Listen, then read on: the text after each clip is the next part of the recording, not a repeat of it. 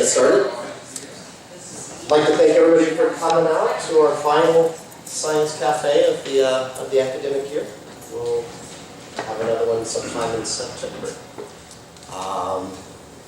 So, today we have Dr. Matthew Bice from the Kinesiology and Sports Science Department. Rather than take up a lot of time introducing things that he's already going to talk about, I'm just going to hand it over to him. So, Dr. Bice.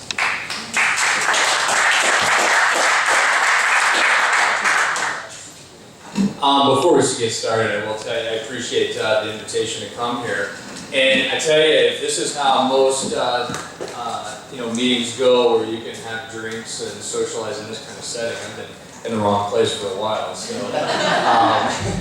I'm right at home. So yeah, so the majority of my entire talk today is going to be about the research, what I kind of am investigating, and more importantly, how I got there, what I found, and where I'm going to be going, as it pretty much shapes everything that I do, and more importantly, who I am as a person. So the title of it is Growing Health, and I feel like that kind of encompasses the majority of all of my work. So I always start my classes with saying, has anybody ever read the book, or have they ever seen the movie Friday Night Lights? And one of the first things, so has anybody ever seen Friday Night Lights? Okay. So I always say that, and I have some students raise their hands, and then I follow up and I say, okay, remember in the movie where they have that big center linebacker that, comes up and just drills the running back or drills the quarterback? I was like, I was that guy. And I'm always waiting for like a student to just call me out and say, yeah, right, that's the understanding. But, so yeah, that's where I'm from. I'm from Odessa, Texas, and my dad, when I was little bitty, he would always tell me, he said, Odessa, Matt, is God's country. And so I always make a little joke about it. Now since I've been in Nebraska, it's hard to argue because Nebraska, it is an argument because Nebraska is so wonderful. But I grew up in Odessa, Texas, and Friday Night Lights is where kind of my passion for health and wellness kind of started up. I went to Permian, and a lot of my interest was through sports. Before I get into everything, I think, and I do this with my classes as well, before you can understand what I do is what makes me. So this is a picture of my wife. My wife, her name is Jenna. She's a CPA here in town, and that is the newest addition to our family. That's Harper Ray, and she is 6 months old, and she is a cool little kid. And we have, you can barely see the picture over here on the right-hand side, right here. That's DJ, DJ B, and that is our golden retriever. This is my family, and when I think about everything that I've done in my research and what I do, it's funny, like as I started to prepare this talk and try to self-reflect and think about all the stuff that I've done and kind of what makes me me, my family and my experiences have all kind of come into that.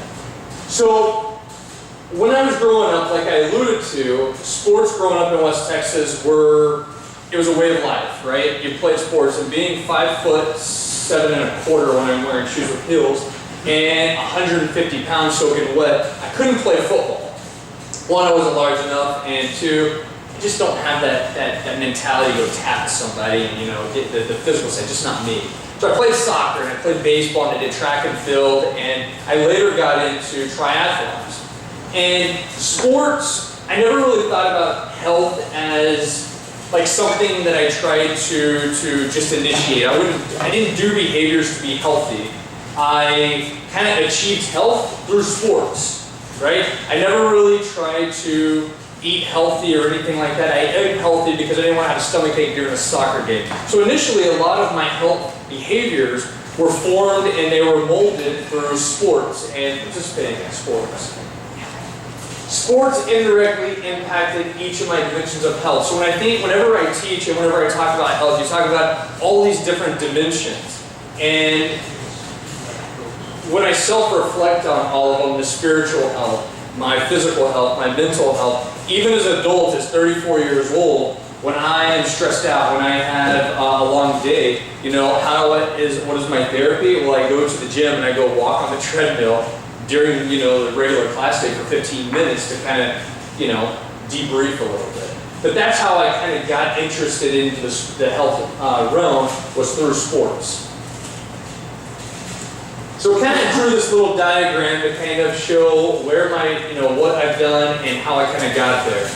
So while I was growing up in Odessa, Texas, I got into soccer, and just like any other high school athlete, especially in Nebraska, we grow up with these ambitions of thinking we're going to be like the next professional athlete, the next person that's going to take it to the next level. And I had the opportunity to play soccer in college. And through playing soccer in college was really where I started to mold my interest in health and how I maintained health and how I really cultivated my own personal health. And while I was at college, I met a guy, an influential professor. His name was Dr. Eldridge, but he went by Zero because he was born 2 months premature, and he weighed almost a pound. So his nickname was Zero. And Zero became a colleague, a mentor, and a friend. And when I try to think about how I do my research, I do it based on the same model that Zero did for me. I remember being an undergrad and being in the lab and going in there and asking questions, and Zero would threaten to throw stuff at me because they're challenging questions or questions he thought that I should already know. But we're going to talk about Zero in just a second. And while I was working in his lab, very similar to the undergraduate research fellowship program here at UNK, a lot of my initial interest and experience in research focused on glucose resistance, neuromuscular adaptations, and body composition assessment. One, that was what my mentor was doing, and you do what your mentor does in your undergrad. So some of the things that I learned from Zero that kind of transitioned to what I'm doing now. The first and one of the most important aspects is that research skills are translational. He used to tell me that, Matt, when you are a researcher, it's almost like you got this tool belt. And any of you guys that have ever done any household chores around the house, it's all about the tools and having the right tools. You can jerry-rig and you can manipulate tools and do certain things, but you got to have the right tools. And he said research is one of those things that through your training and through the different things that you want to do, you want to get as many tools as possible to put in your belt so when you're faced with a situation, you can kind of address it.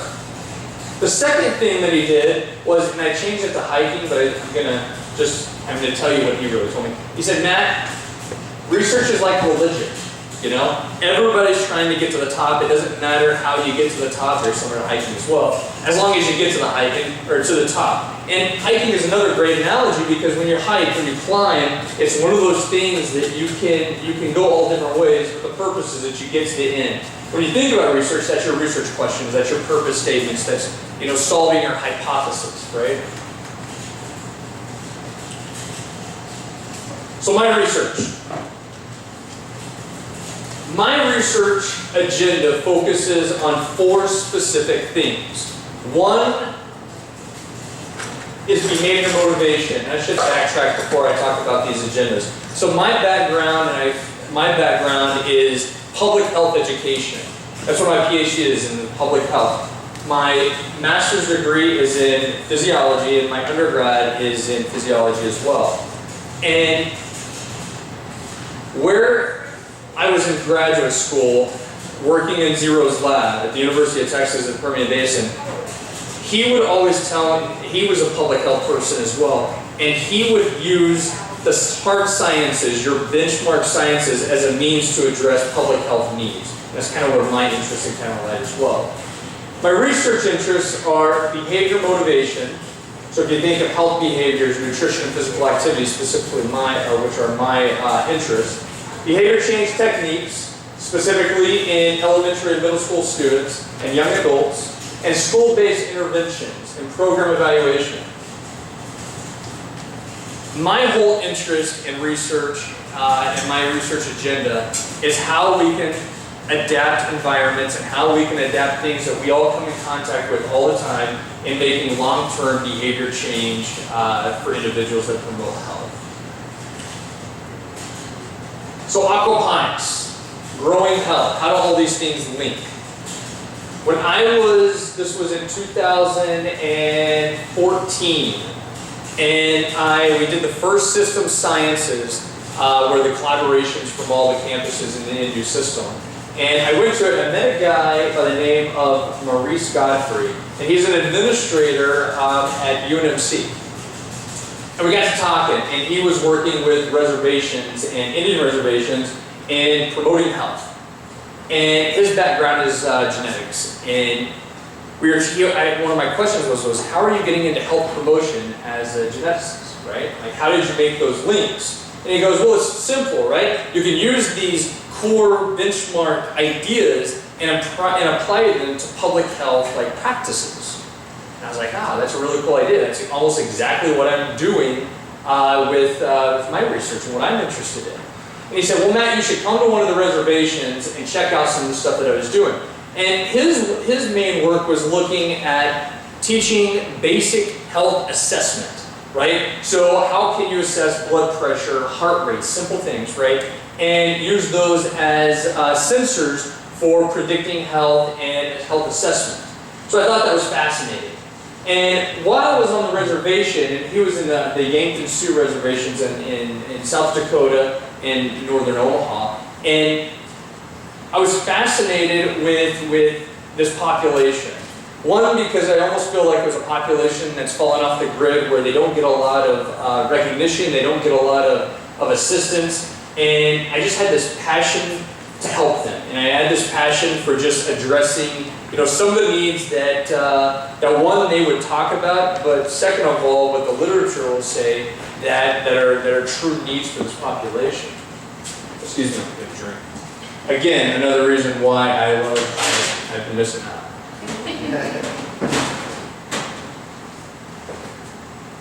So while I was on the reservation, one of the conversations that he started talking about was, money is an issue. They don't have a lot of money, and a lot of the things related to health cost a lot of money.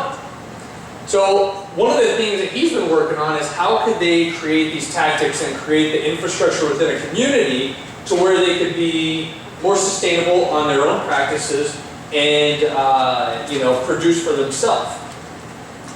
So he said one of the things that he was wanting to do and that he had gotten started on a small scale were aquaponic systems.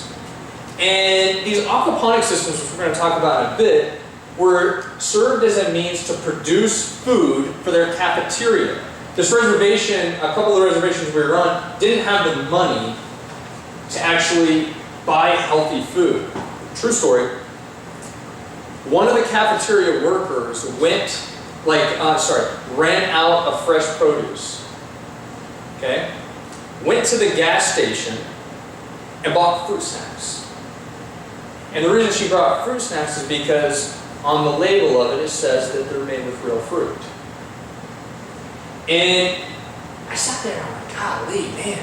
Again, my passion for need, my passion for help was like, man, there's a lot out there. We really need to educate, this population. There's a lot of need and a lot of demand for this population. And the idea about the aquaponic systems were that they were going to use these systems, and again, these were on small scale. We're going to talk about these in just a second. On small scale, but if you could teach the community to grow the food, then they would use that same food in return in fueling their cafeteria, right? And they could put food on the table with very low cost. So Dr. Godfrey, Maurice, was the one person who started getting these systems on the radar for these reservations and growing food. They were used to produce food for the community, and systems were efficient, low cost, and minimal maintenance. It started off where they used small systems, which I'm using in schools today, which we're going to talk about in a bit, and they've grown to the point where they have greenhouses that are probably double the size of this room that are growing full salads, salsa bars, and they're feeding fish to this entire reservation, serving healthy options, right? And from Maurice's standpoint, he's the geneticist, and he was looking at how that was affecting blood pressure and heart rate, and how it was going to these health biomarkers and how it could influence this population. So what is an aquaponic system?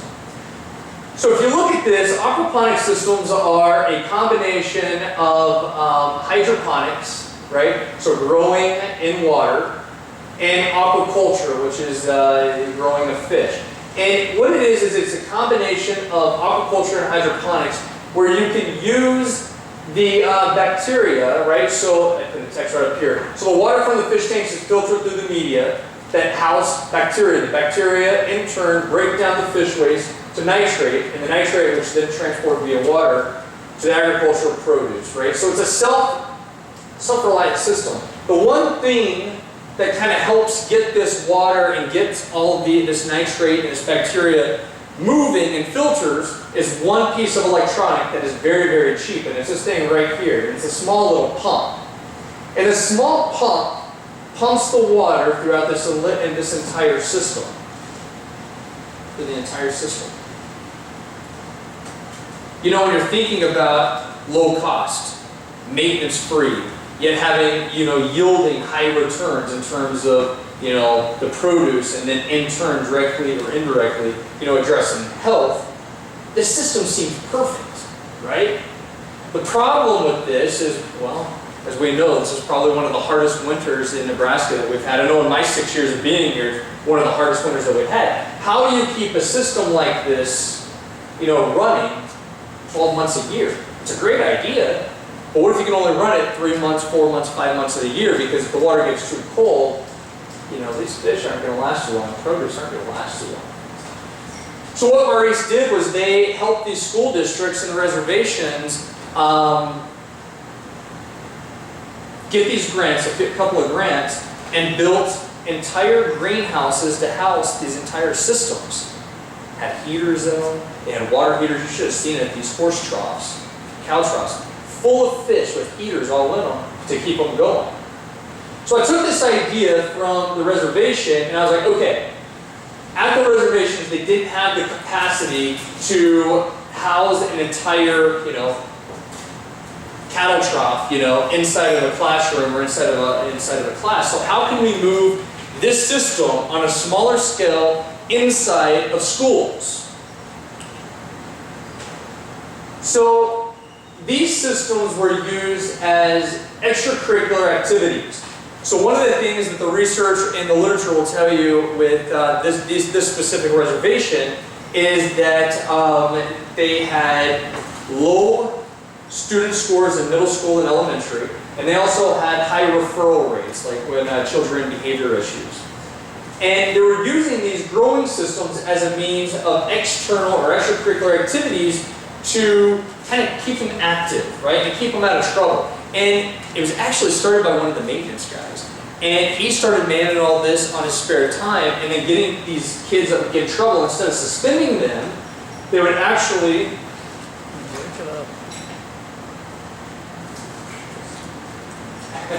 hopefully it'll come up. They would actually use them and delegate them to the aquaponic system. And their job was to man the system and help run and maintain the entire system.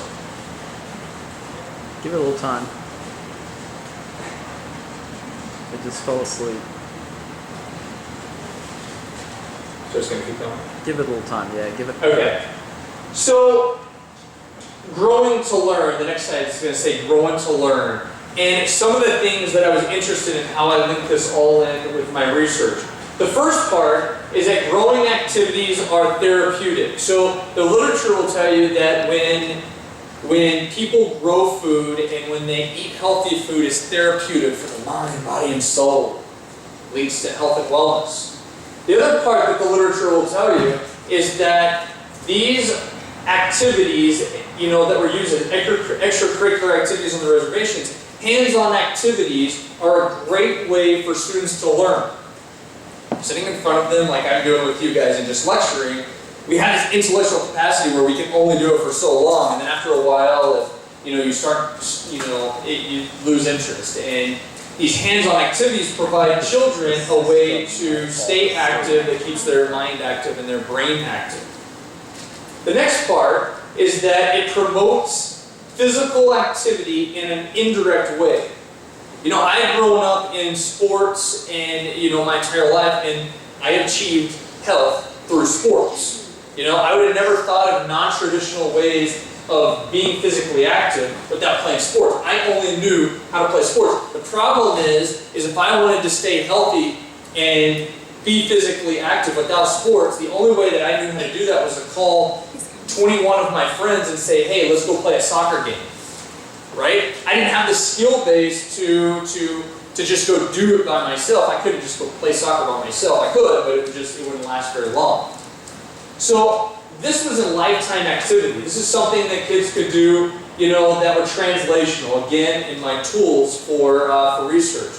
This is something that would be translational and they could take as a kid, and presumably we hypothesize, our research group, that if they learned it as a kid, that it would transition into adulthood, thus living a healthier life.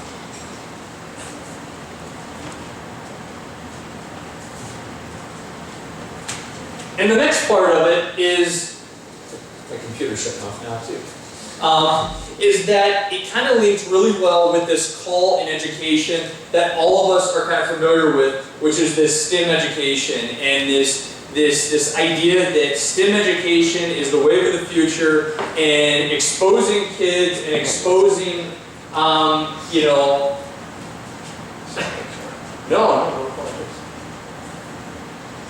and exposing students to these STEM activities in an earlier age yields, you know, a prediction equation that they would be more likely to go to college and more likely to pursue, you know, science, technology, engineering, mathematics degrees or professions, right? So I had this interest, and I thought, like, within the realm of society, there was a call for this. So all of my research links or agenda is based on two specific theories. The first one is the social cognitive theory. And the social cognitive theory is fairly simple. You immerse yourself in a situation, you immerse yourself in an environment, and you learn from others, right? You do stuff, you watch people, there's observational learning, things that are going on with the environment, right? You're going to learn from others. You can manipulate, from the researcher standpoint, manipulate things within the environment to see if it would influence how humans or how people would react. And then we have this personal factors and cognitive factors, which talks about, you know, specifically the circle part, self-efficacy, which describes, you know, the confidence in one's ability to perform a behavior, right?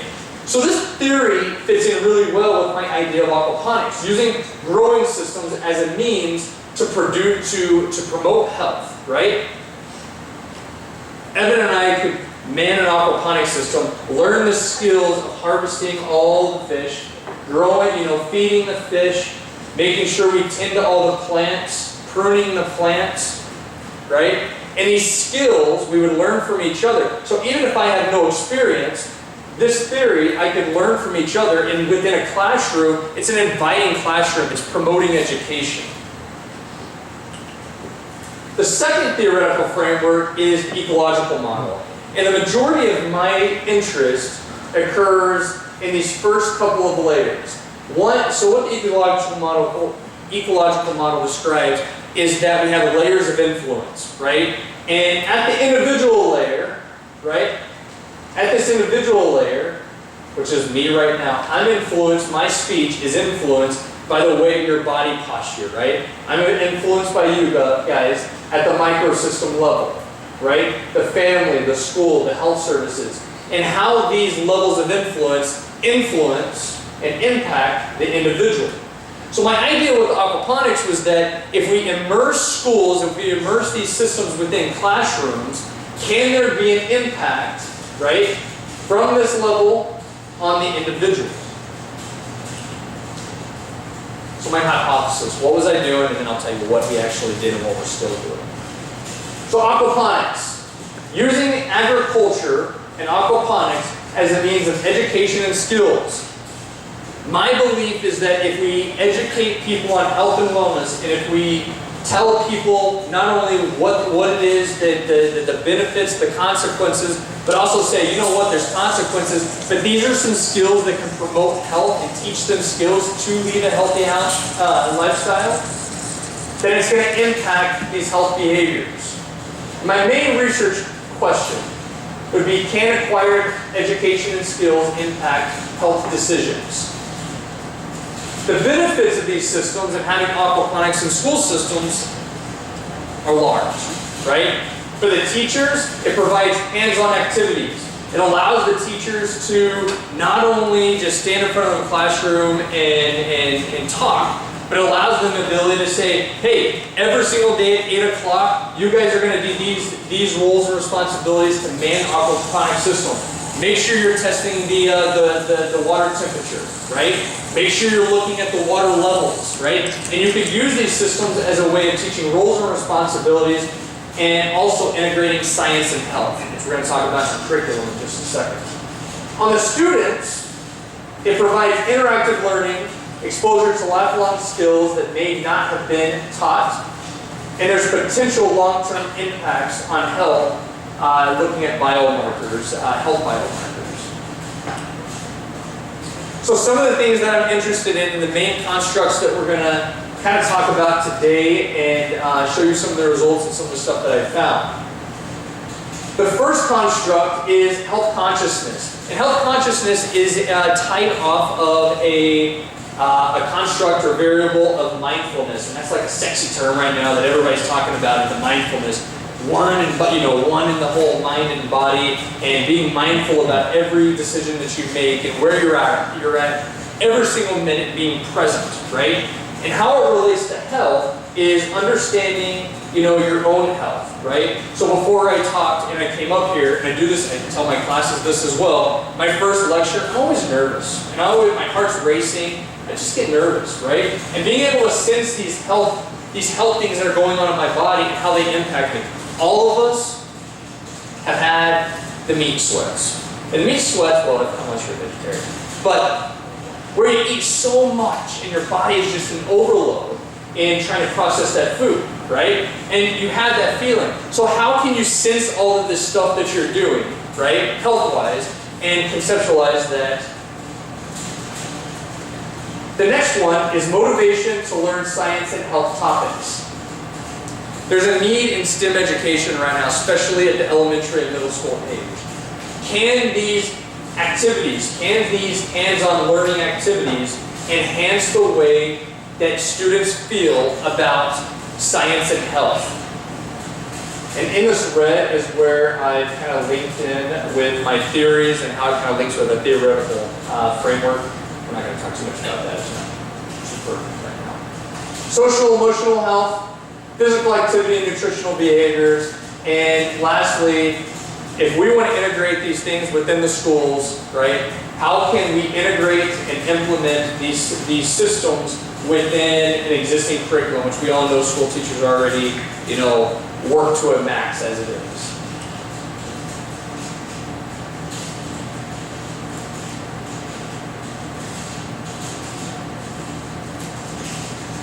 So I had this idea, and I applied for a grant with funded with the Nebraska Department of Education and Post-Secondary Education. And what we did was we recruited 17 different rural teachers, science teachers within the state of Nebraska. And what we did was we gave them the opportunity to pick between a small system or a large system. Small systems were aquaponic systems that could sit on a desk. It was just a regular aquarium with an aquaponic bed that sits on top, or not aquaponic bed, but a gardening bed right on top. The larger systems were quite a bit larger, and we actually got we got tanks that sat on the ground, and they were much larger. And we kind of conceptualized this as we had classroom systems and like auditorium or hallway systems, right, depending on space. With these systems, we did 3 different trainings. We taught the teachers how to maintain the systems, how they could maintain the systems, how they would do the troubleshooting if anything went wrong with the systems, what they could do to make sure these systems ran 12 months a year. Because again, not like on the reservations where they're outdoors or where we have to have, you know, tens of thousands of dollars to create a building and heaters around. These are all indoors. Then we also, excuse me, talked about the lesson integration. With these 17 teachers, we paid them to come and we talked to them and said, what is it going to take? What would we have to do to manipulate a curriculum so we can integrate this into your existing curriculums where, you know, it'd be easy for you to implement. And then the last part is how can we integrate technology? So what we did through these workshops is we created a curriculum. We did a Delphi technique using focus groups and just doing multiple versions of these curriculums. And the idea started with, okay, so if we have a teacher talking about photosynthesis, how can we create a photosynthesis activity using an aquaponics system? So the whole idea, again, was to create a hands-on learning environment for students inside of the classroom. So the intervention.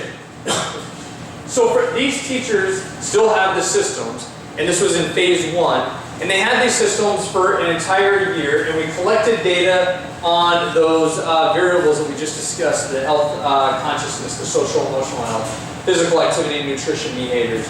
And we were going to see if when we give these teachers these systems and we give them a curriculum that links up with science and health topics that they already talked about, is there going to be an impact on these variables we're interested in?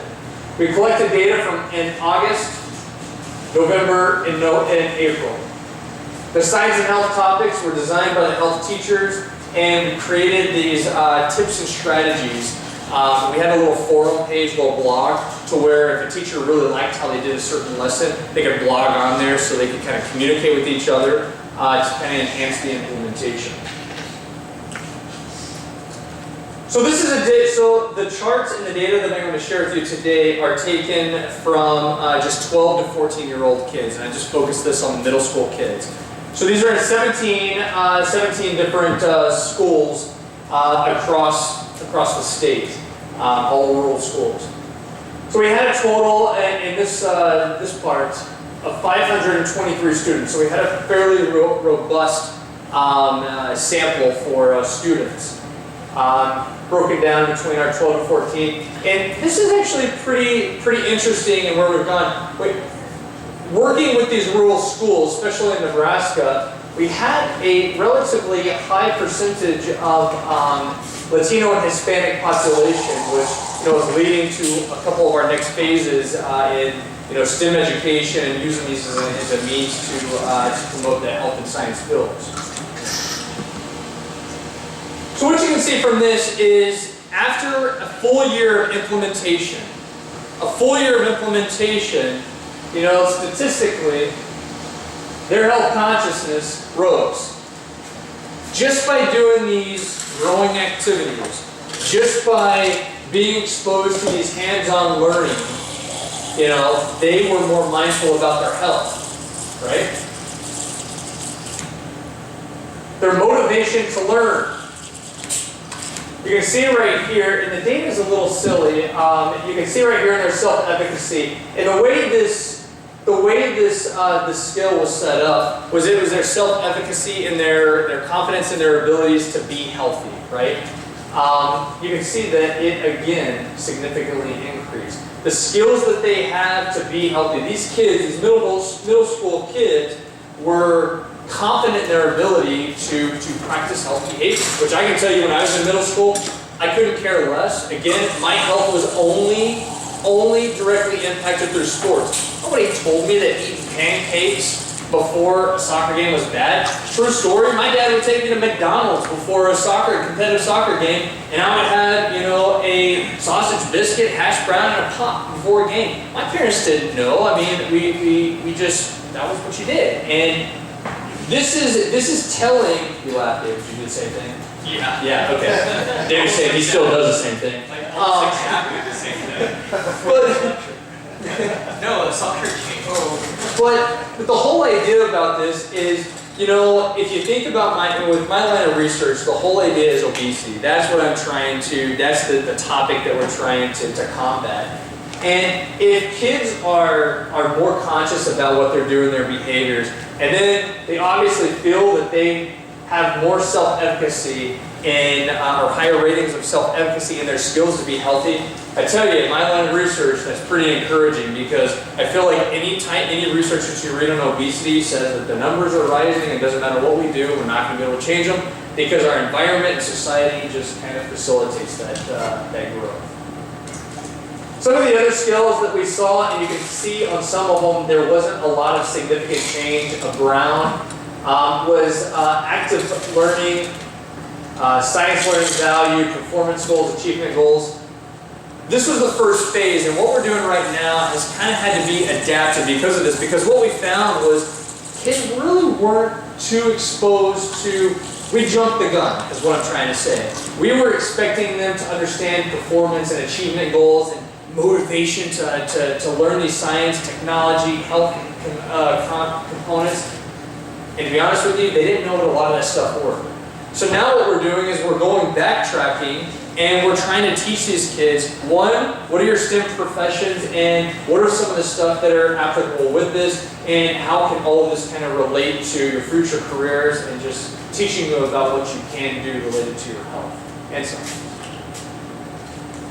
We also held focus groups. So the last two slides with the data were looking at students. We also held focus groups with the teachers.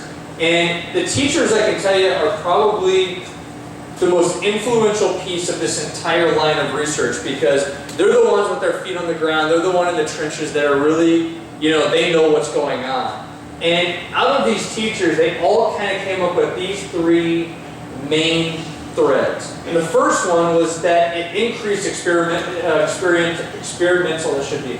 learning, pardon me, and hands-on, right? These are things that kids could, one, test for experimental, but also for experiential, these are things that they can actually go do outside and do at their house and do with their family. One of the next components that we're doing with this now is increasing to one additional layers within the micro layer of the ecological model, and how can they take these systems and implement them at home with their families and take these systems and not only diffuse within the classrooms but also to their house. It's very instructional for ecosystems and could be paired with human health topics. This is a really interesting one. The next slide will kind of discuss this a little bit more. And the last one of lessons learned. Lessons learned, and some of these kids in these rural schools, these reservations, they don't understand a lot, they haven't been exposed to STEM education, a lot of the stuff that you can do with STEM education and the STEM work. And what can we do with the existing infrastructure and curriculum to kind of expose and educate these kids at an earlier.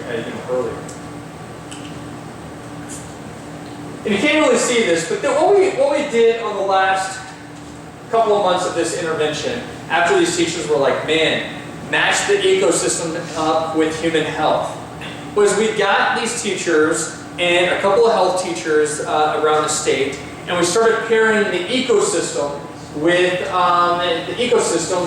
aquaponics system. So how could we teach different things, health topics, through the aquaponics systems?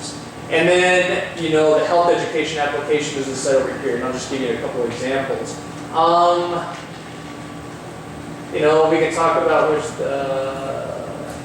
we could do this one. You know, the circulatory system, the heart and the blood. You know, when their teacher is teaching about that within their science class or their health class, or, you know, using this to do, you know, using the aquaponics system to teach the circulatory system, talking about the water and how it's circulated and supplies the fish and plants with necessary nutrients to survive, the same way our blood does with the body. So how can you match things that are existing within the ecosystem and through the aquaponics system and matching it with health topics? You know, not to go on a little bit of a tangent, but I'm going to go on a small tangent, is a lot of kids in the state of Nebraska don't take health classes, right? Health is taught when some schools, their principals have given them time allocated where they can do health, and they'll have one health educator for like a district. But a lot of kids get taught health while they're in physical education class. But if you go talk to Dr. Adkins in the physical education group at UNK, they'll tell you that physical education is about movement patterns, it's about coordination, it's about balance, it's about teaching, you know what I mean, the physical part, right? But they don't really talk about the dimensions of health. And this is one of the parts that I feel like, the aquaponics system and using these systems as a teaching model can really bridge that gap between, hands-on learning and science topics, and also bridge with some, health education topics. So some of the other research interests that I have. So that's a lot of the work that I've been doing on the aquaponics systems and growing health.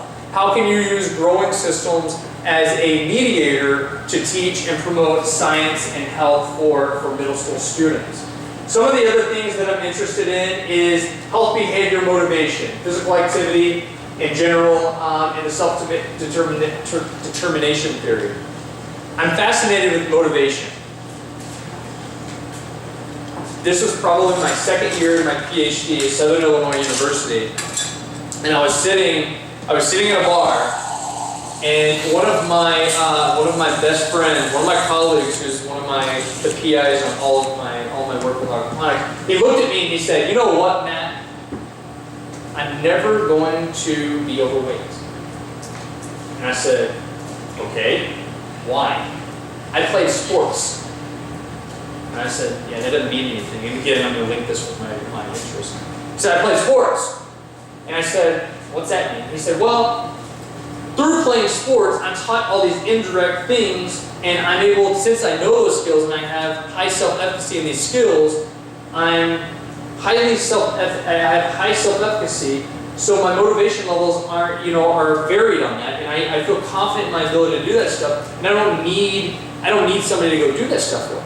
I was like, well, how does motivation play a part in that, right? Because you have to have, some type of motivation in there, intrinsic, extrinsic, but motivation has to play a part in that, right? I can tell with my own self, my weight has fluctuated so much. One, before children, right? And again, after children, right? But you go through all these stages of life where motivation and goals and values, all of these things change, and how does that play a part in physical activity? And I always say that, I always reference James whenever I talk about my research, because that statement always goes along with me, because it goes beyond just the skills that you acquire. Motivation and the psychological component plays a huge role in how human behavior exists.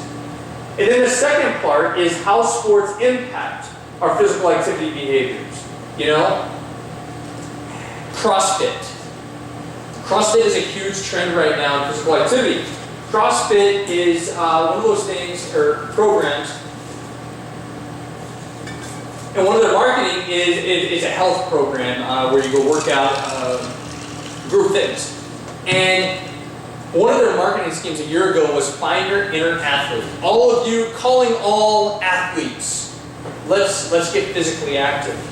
And I always, when they did that, I started to self-reflect on myself. And I played sports, I played soccer in college, and how do I relate to being an athlete, right? And how does that identification impact, our behaviors? So those are some of the other things that I'm interested in my research. A lot of what I've done over the last 6 years. I saw this in a presentation not too long ago because I thought it was super interesting. Again, when you self-reflect on what you do and who you are as a researcher. So what I did was I had my 4 main topics of research. One, school health, right? And aquaponic systems, not only just aquaponic systems, but physical activity and nutrition programs within schools, right? Health behaviors and motivation, sports related, non-sports related, health in general. Program assessment, so looking at these programs and how we can assess health programs within the schools, and then technology and education. And what I did was I created from this diagram, kind of where my publications was in this line. And You know, I started thinking of my research line. I think as researchers, often we think of these research lines and you're like, okay, I've got this research line and this is how much this is what I do, this is my output, and this is what I'm doing, right? And what I thought was fascinating wasn't the numbers. All of us are academics, the numbers, they matter, but they really don't matter. It's impact, right? Who can we reach and what kind of impact does it have? But what I thought was fascinating is how these publications all started to intertwine within each other. And how all these publications and a lot of the work that I did started to just kind of diffuse within each other. And it was probably one of the most impactful self-reflection that I've ever done was this past week putting this last slide together and trying to figure out who am I, and what am I interested in. So this is my research line, and it reminded me of one thing that I didn't discuss with the technology and education. With the aquaponics systems, I'm pairing up with a gal in cybersecurity, Angela Holman, Dr. Holman, and dear friend of mine, and she's designed these little computers that attach to our aquaponics systems that you can run through, that hook up to the Wi-Fi, and they cost $60 a little computer, so super cheap. And students and teachers can actually test humidity, water temperature, pH level, all of these different variables on the maintenance of these aquaponic systems from an iPad, from the classroom. And not only from there, these kids can sign in and look at it over the summer or during the weekend and stuff like that. So it was a cool little addition to the technology piece of how we can kind of integrate STEM education, the growing and health and science components all into one big package. And I also, nobody's kind of chuckled, we all have those research things that are kind of off here in the line, over here to the side, and that's where those are as well, not really connected.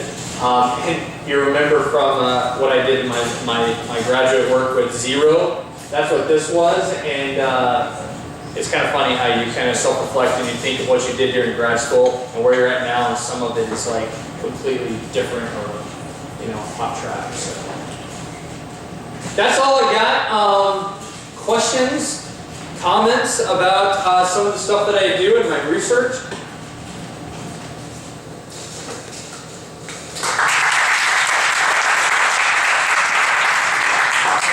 Yes. Do you also, some of the people who are in the best shape are farmers and ranchers outside of sports, but of course they are big red. I guess I'm curious, do you work at inoculating the students from other messages that are not so helpful? You have all of the advertising industry telling people to go get a Big Mac or go to McDonald's before your soccer team. You did that too. No, baseball. It's baseball, and I was in a Polish neighborhood, so we had sauerkraut. They're awesome.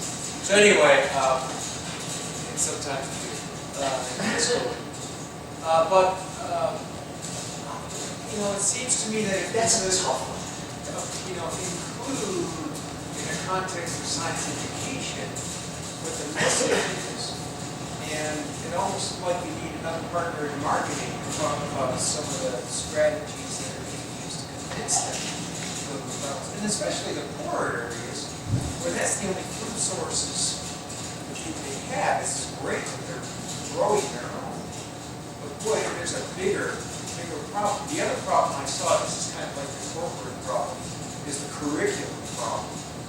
How do you get a curriculum which has tonnage in terms of inertia and get into the curriculum and convince them that this is a good idea? Yeah, so let me address the first question. So his first comment was talking about marketing and how do you talk about some of the messages, like things to stay away from that's a tough one because a lot of the school districts that we work with don't have the funds to have like a true health educator. So a lot of the additional help that we have to ask is from the teacher. So we have to be very sensitive on how much we ask of that teacher because we're already asking a lot from them already. Part of the next phase is we are already working with Two Rivers Health Department, Panhandle Health Department, and a couple of health departments because they have health educators on staff and their school districts are a part of their jurisdiction, and getting the health departments to kind of help and give that message for us. In terms of the marketing, it's so interesting, especially with farmers. There's a program going on right now for health and wellness for farmers, and it's called Fit Farmers. And it's really cool. And I always laugh because if you go shake a farmer's hand, first farmer I shook here in Nebraska, I go up to him and I go, Matt Bice, and I shake his hand, and I try to squeeze hard, I'm a little guy, but I squeeze hard, and he squeezed it, and I just wanted to just drop to my knees because I felt like my hand was cracking.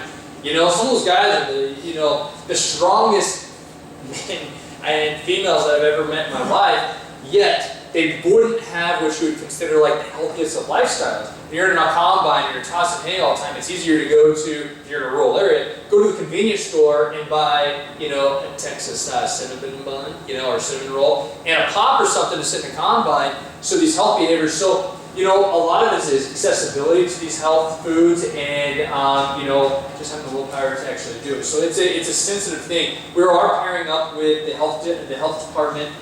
There's a couple of YMCAs that we're trying to partner with as well to create these programs to kind of sway those messages. But that's an interesting comment. The second part, remind me, I just went blank. The second question was curriculum. Curriculum.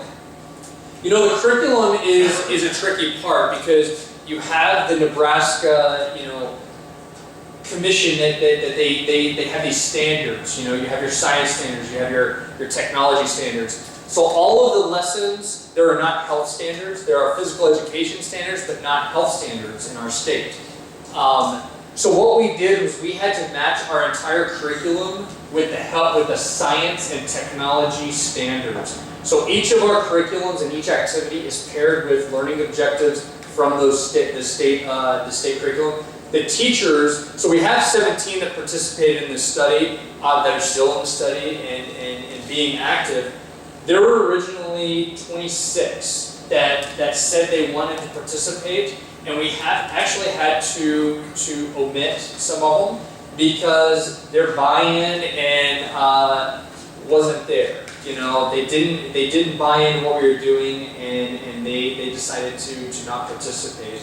The 17 that we have are, and that's DJ if y'all don't know, other daughter.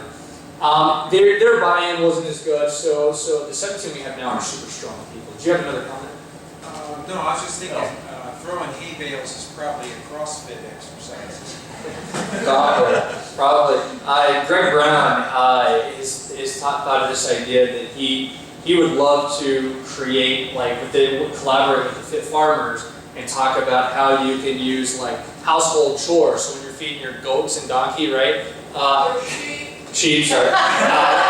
Sorry, but some of those household chores, how can you use household chores or these non-traditional forms of physical activity to promote health? I go back to those farmers, some of those guys don't have the healthiest behaviors, but some of those guys, I guarantee you put them on a bench press, they're going to crush more than some of those guys that are at the gym all day, every day. So, thank you. Yes? In your study with the reservations, how did you translate what they learn in school and what can be fed at the table at home? Because we have all this education at home, at school, but you can only eat what your parents put on the table. And that's not going to be healthy food, just because in those areas they are food deserts. You are 100% correct. And our study was focusing, so there's another theory that a slight piece that we kind of use, and it's called the diffusion of innovation. And it's how do you get these ideas and diffuse it into those different layers of the ecological model. And our first stage and where we're at right now is how can we instill those behaviors in the children. The next phase is getting the family involved and getting those at home. You're exactly right. And that's probably not only with the reservations and the rural communities, that's a problem, all over the country. I can say for my family, before soccer games, my parents weren't educated. One of the, So one of the things we're trying to do this next year is have a family fun night where we're going to invite lots of people to come in and, there'll be education and skills and stuff to where we can teach the family. The reservations are very interesting, and I love to work with them. It took me upwards to 8 months before I could actually get in front of their tribal council and get to the movers and shakers to actually get within the schools to have some type of collaboration with the reservations. It's an interesting population because those messages that you're talking about are influenced beyond just the family. Friends and family and the tribal council, and depending on the reservations, can have direct impact. And one thing that I've learned working at the reservation is that things can go slower, and we have to work at their pace. So some of those schools work at different rates based on those communication messages and those communication channels. Does that answer your question? Yes. Okay.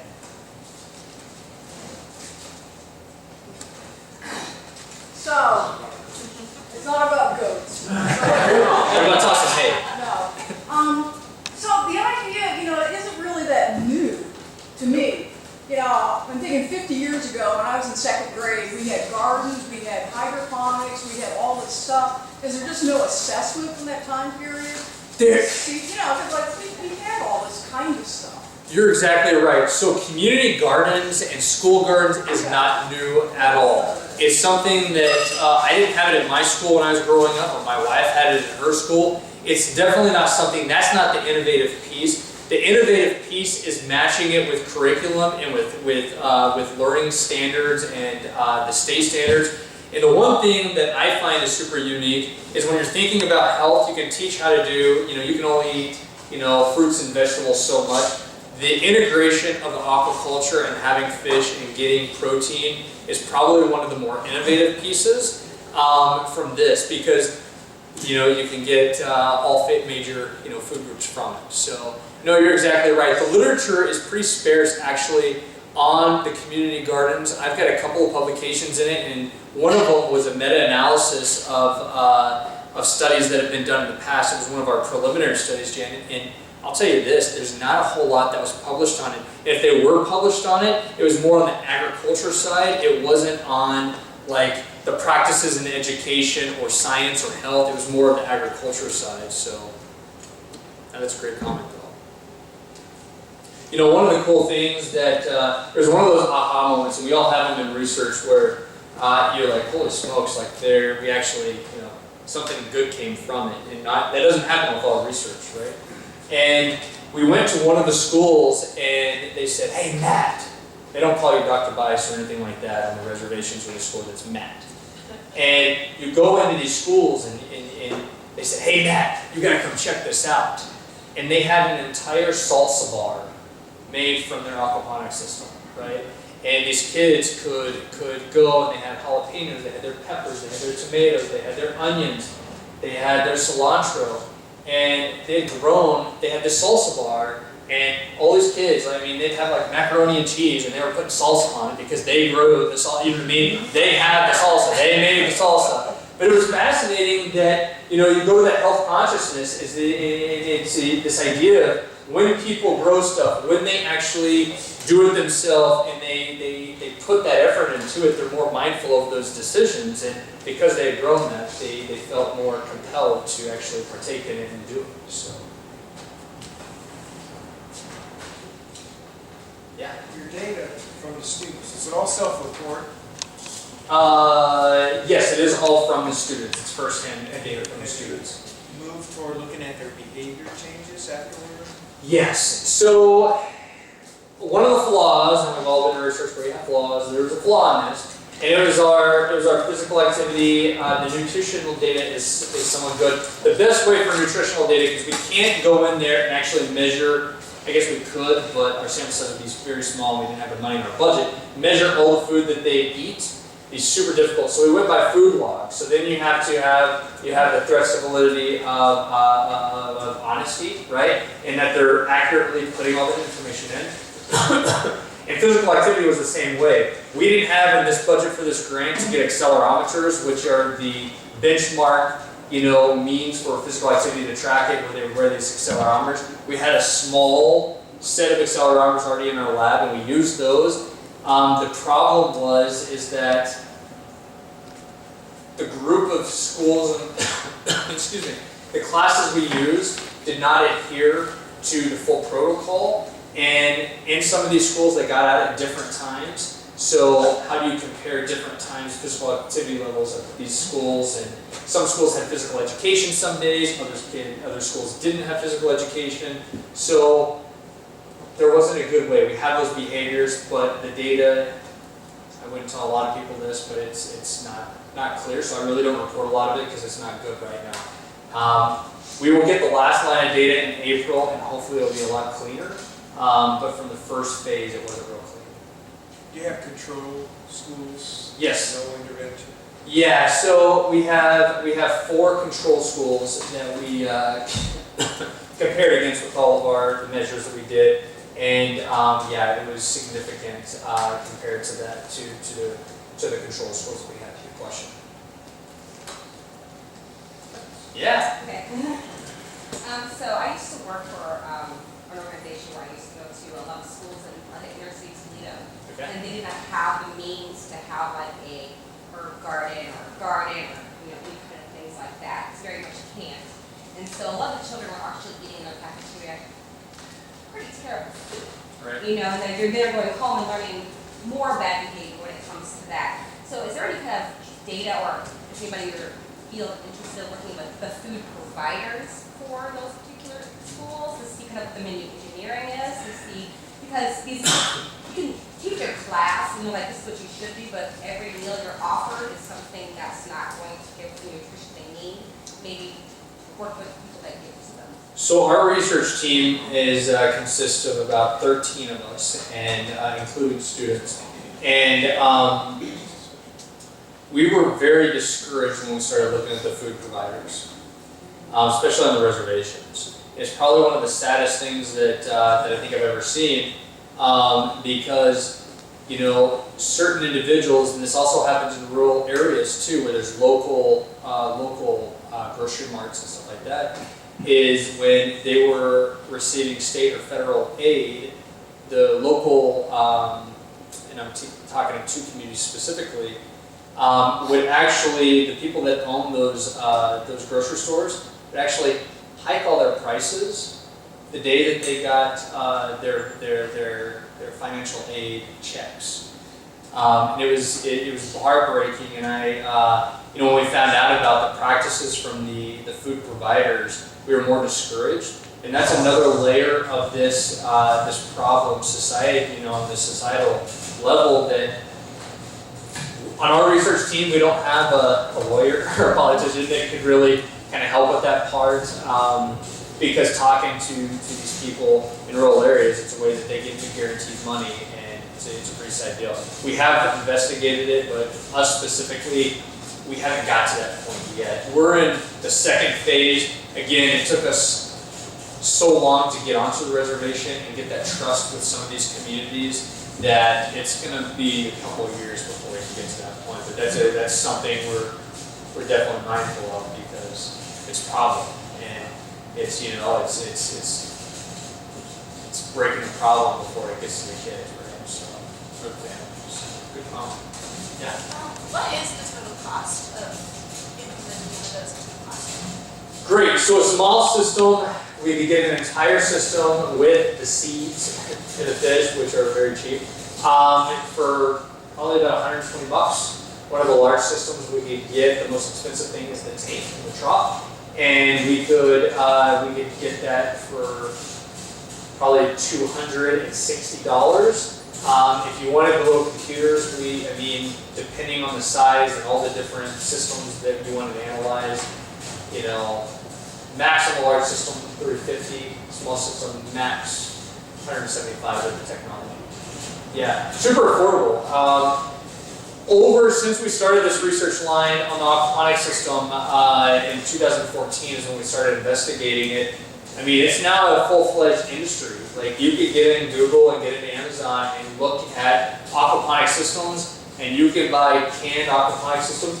All of our aquaponics systems are made from stuff that I could buy at Menards. All the systems I made in my garage, the beds, the gravel, the media, I bought from a company just because they have proven, or they have really good clay media. The aquariums I bought here locally, but everything else, all the materials came from Menards. It's something, the whole idea is that, you know, if we bought this canned system, some of these houses, some of these families might not have internet or the money to go do that. What we wanted to do is say, hey, if you had, you know, a gutter from a house, you can use a gutter as a flowering bed, you know what I mean? And all you have to have is a drill or a knife, you know, to cut the hole, you know. It's how you can use normal household things that you could just buy, or scraps and trash that you have to build a system. In fact, going back to a comment that Janet had earlier about, you know, these aren't new systems. Hydroponics has become probably one of the most unique growing systems that there are. I've seen 5-gallon buckets that are stacked, you know, 20 foot high on top of each other, and they have plants growing all the way around it, you know what I mean, with PVC pipe. And I mean, this isn't new. So the whole idea with our systems is they could go to Menards and make them from home. One of the other things we gave to the teachers was a supply list. So if you wanted that they could give to the kids. So if the kids wanted to build one with their parents at their house, they could actually do that. So Did the kids get to see them like building it, or did they just saw the final product? the kids just saw the final product. The teachers, during one of the first workshops, they partook in a workshop where we showed them what all the parts were and showed them how to put it together, break it down, and you know how it all works. So the kids didn't get to see us make it. That would have been really cool though. And I didn't get to talk about it in this. We also had grant funding with a camp that we designed. It's called the Theta Grant, or the Theta Camp. And it's a growing and physical activity camp, and we were in McCook, Nebraska, and we sent students down to McCook, and they signed up, so they recruited these kids for this camp through the YMCA, and through the camp this summer, they learned how to build hydroponic, aquaponic systems, and then just traditional growing beds from the ground up. But for this project, they were just given the system.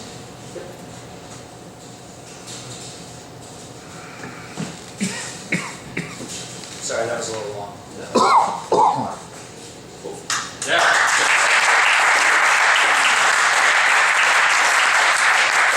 Thanks everybody for coming out. Like I said, we'll be back again soon.